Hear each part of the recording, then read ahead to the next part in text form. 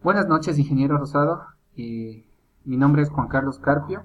Esta es mi tarea número 4, el resumen de la tutoría número 9 de la materia de valoración de empresas. Voy a hacer el resumen tal y como nos dio.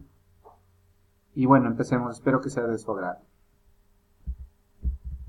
Bueno, hicimos una introducción a las herramientas financieras. Pero antes de eso vamos a hacer un pequeño resumen de lo que hemos visto a la fecha. En la primera unidad vimos una introducción a lo que es la valoración como tal. Y es que valorar una empresa puede tener diversos motivos. Una puede ser la escisión, la fusión y otra puede ser también la capitalización de la empresa. También puede haber estrategias para ganar mayor capitalización en el mercado. Hay diversos factores por los cuales podemos valorar una empresa, incluso hasta contablemente solo por saber cuánto cuesta nuestra empresa, es muy necesario hacerlo. Luego pasamos a la unidad número 2.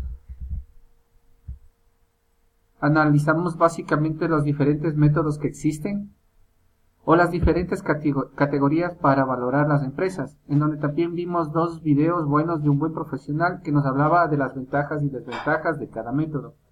Este profesor se dejó grabar, me parece que es de una universidad, el señor creo que es español, en donde explica muy detenidamente y con muchos ejemplos, de acuerdo a su experiencia también, cuáles son los métodos más utilizados para valorar una empresa, sus ventajas y desventajas.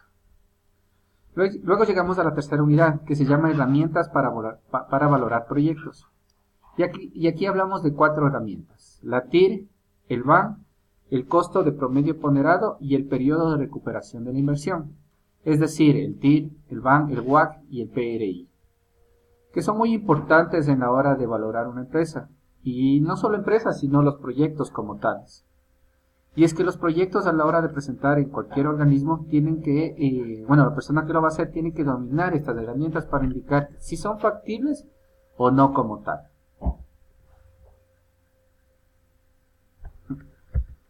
Bueno, la primera herramienta es el TIR. El TIR es la tasa interna de retorno. Es una tasa de rendimiento utilizada en el presupuesto de capital para medir y comparar la rentabilidad de la inversión. También se conoce como la tasa de flujo de efectivo descontado de retorno. En el contexto de ahorro y préstamos, a la TIR también se le conoce como la tasa de interés efectivo. Un ejemplo de la TIR podemos mencionar. Supongamos que invierto en el banco $1000 y el banco me va a pagar 5%. Esta tasa es la tasa pasiva como tal. Si yo multiplico estos $1000 por el 5%, me dan $50. Esta va a ser mi ganancia. Al contrario, si los $50 dividimos para los 1000, me va a dar el 5%. Entonces este 5% es a lo que nosotros llamamos la tasa de retorno. En este ejemplo es del 5%, es básicamente lo que me devuelven en términos relativos por invertir en un negocio. La tasa interna de retorno de una inversión o proyecto es la tasa efectiva anual compuesta de retorno o tasa de descuento, que se hace el valor actual neto de los flujos de efectivo, ya sean positivos como negativos, de una determinada inversión igual a 0. Hay muchos artículos que indican que la TIR no es una medida confiable.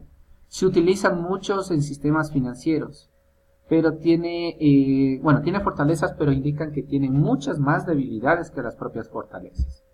Aquí hemos consultado de acuerdo a un artículo y vamos a ver cuáles son sus fortalezas o sus debilidades. El valor temporal del dinero. La tasa interna del retorno se mide calculando la tasa de interés al que el valor actual de los flujos futuros de efectivo iguala a la inversión capital necesaria. Eso estábamos viéndole hace un momento. La ventaja es que el tiempo de los flujos de efectivo en todos los años futuros se consideran, por lo que cada flujo de caja equivale al mismo peso usando el valor temporal del dinero. Una simpleza. La TIR es una medida fácil de calcular y proporcionar un medio simple por el cual comparar el valor de los distintos proyectos en consideración. También se puede utilizar con fines de presupuestación.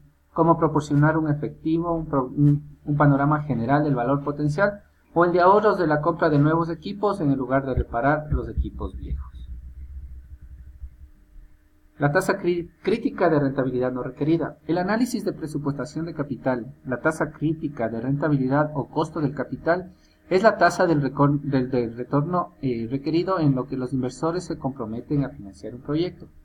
Puede ser una figura subjetiva y por lo general termina como una estimación aproximada. El método de la TIR no exige la tasa crítica de rentabilidad, lo que mitiga el riesgo de determinar una tasa errónea.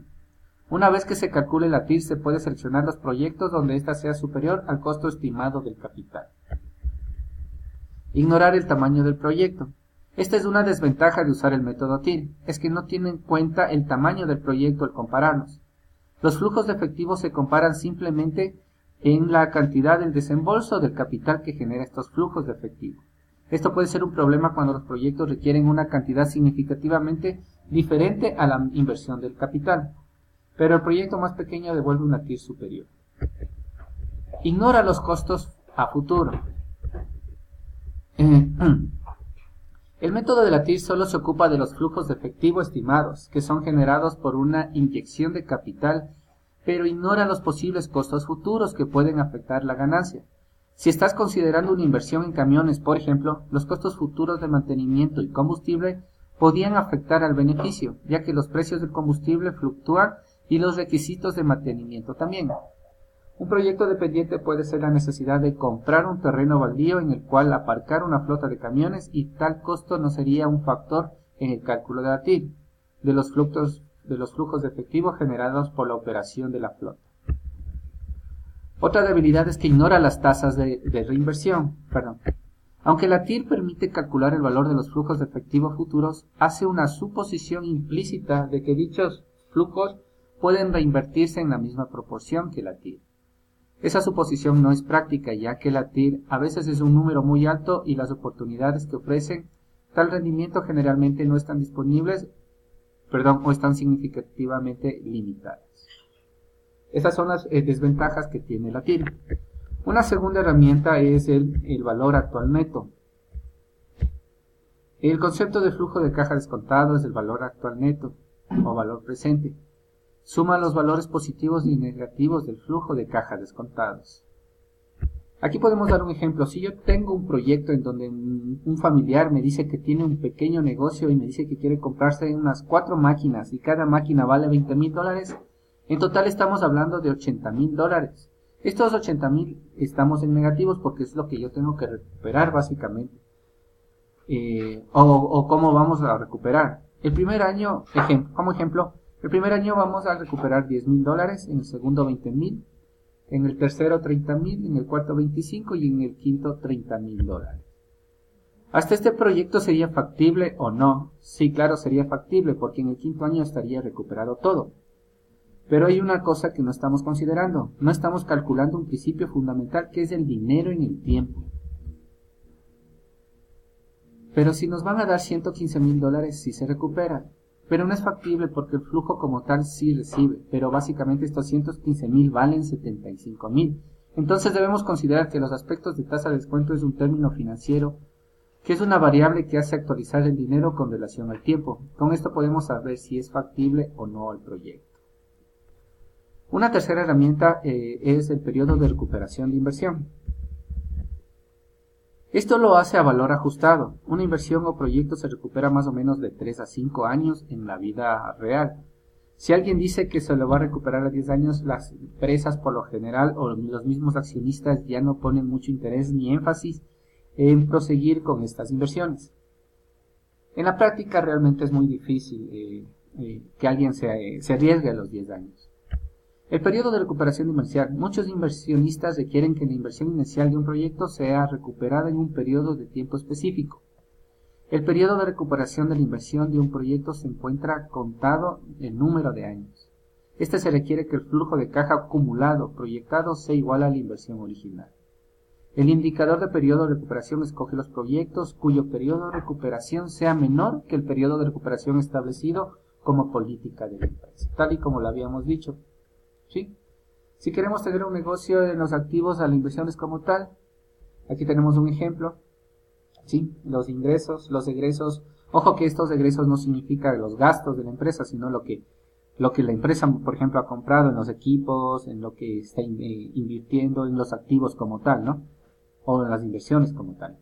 En este ejemplo, como podemos ver, nosotros ya estamos recuperando en el tercer año valores positivos, es decir, ya en el tercer año ya lo estamos recuperando, lo que podríamos decir que es una inversión validera, digámoslo así.